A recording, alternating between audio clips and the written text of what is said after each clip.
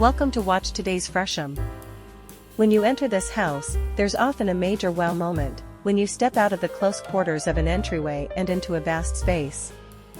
It's a tried-and-true architectural technique that the great American architect called compression and release. When designer Julie Hillman was faced with the startlingly low entry ceilings in this Upper West Side aerie, she took a page from Wright's book.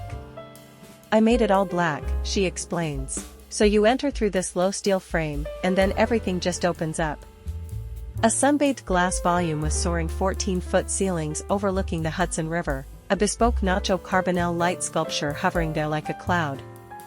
And that's exactly why her clients brought her on to turn their pristine glass and steel penthouse into a home, infusing the contemporary architecture with soul and style while making it comfortable for the whole family.